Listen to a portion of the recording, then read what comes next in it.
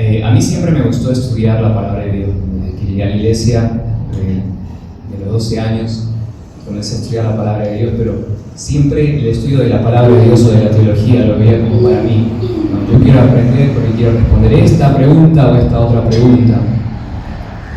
Y siempre lo veía así, ¿no? Como para mí. Entonces ya tenía mis planes. En 2020, digamos, con la pandemia muchas cosas cambiaron. En ese caso mis planes también. Pero lo que pasa con mis planes es que yo creía que mi vida iba a ser de cierta forma. Y cuando, digamos, los planes cambiaron, algo que pasaba bastante en la pandemia era que muchas personas decían que se acercaban a Dios durante la pandemia, ¿no? Capaz a usted le pasó que de pronto su comunión con Dios creció, se aferró más a Dios. En mi caso fue todo lo contrario. Yo ya venía, digamos, creciendo y en ese tiempo de la pandemia hubo cambios. Digamos, no me alejé del Señor, tampoco dejé el ministerio, pero ciertamente hubieron bastantes cambios que ocurrieron en mi vida, ¿no? Luego nosotros volvimos a la iglesia en el 2022, me acuerdo, 2023. En el 2023, cuando ya teníamos más reuniones presenciales en la iglesia. Para eso, en el 2022 yo no pude asistir los domingos porque yo estaba trabajando. Sí asistía los sábados, pero los domingos no podía, más o menos. Pero en el 2023 las cosas cambiaron, ¿no? Ya podía asistir a los domingos, a la iglesia, al culto.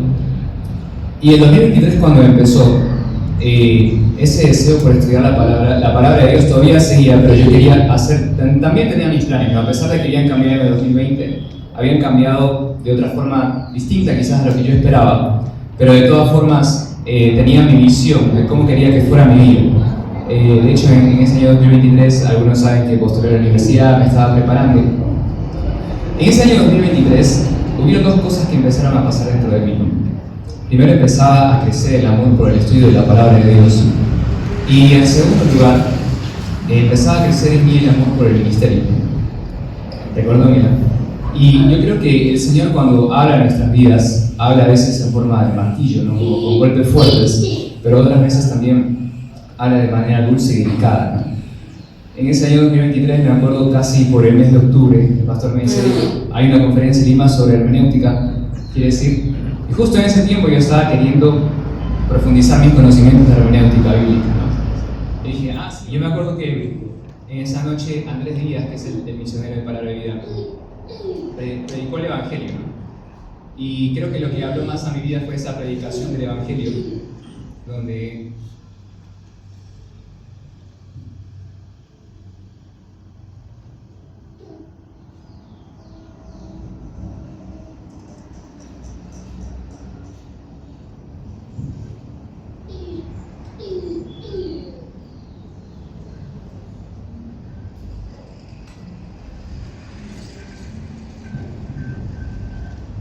Andrés ponía, quizás algunos han visto cuando me tocó enseñar en la Academia Bíblica, un corazón y ponía a Cristo en el medio, pero luego ponía otro corazón donde estaba el yo, ¿no?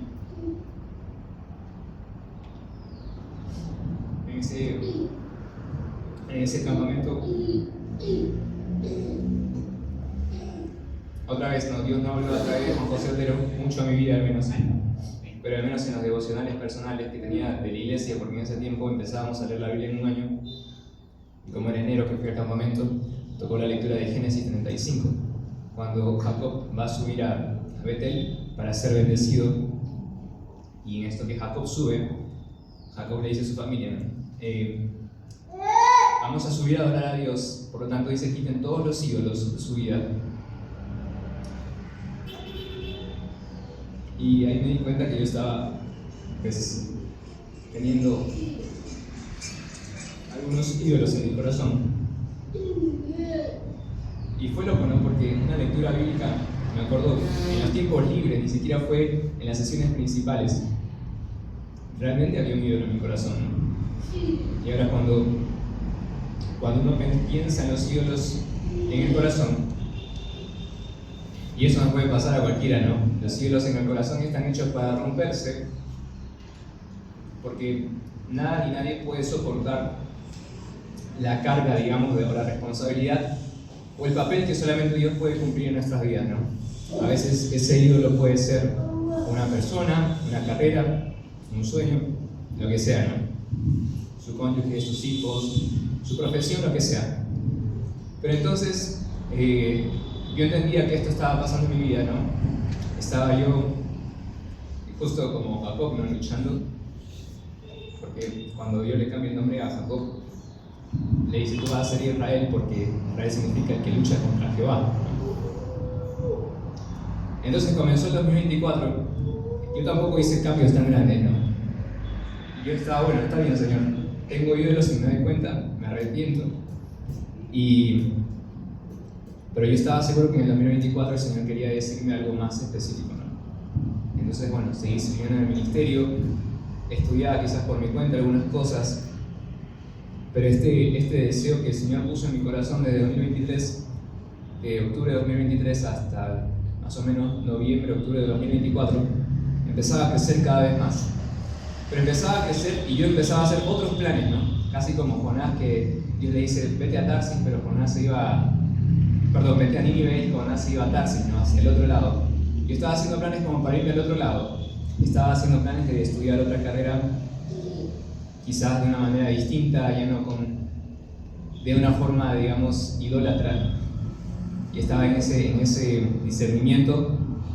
Incluso estaba averiguando algunas cosas que preguntaba a mi prima Grecia, ¿no? Que le preguntaba si el UTP y esta carrera y esto que el otro. Y sí. Entonces, estaba a punto de, digamos, para el 2025 empezar a estudiar una carrera universitaria. Pero todavía estaba ese peso en mi corazón. Y estaba queriendo yo ir a otro lado de lo que el Señor me decía. Y yo sé que ya más o menos como para entre el mes de septiembre, octubre y noviembre del 2024, no me acuerdo si para ese tiempo estábamos en la lectura bíblica en el libro de Hechos, pero yo me acuerdo que en esa época estaba leyendo Hechos. Y el libro de Hechos, cuando usted lo lee, es un libro donde dice: y el Espíritu les guió a tal, el Espíritu nos guió a este lado, y fuimos guiados por el Espíritu. Y vas a encontrar muchas veces que en el libro de Hechos va a decir, ¿no?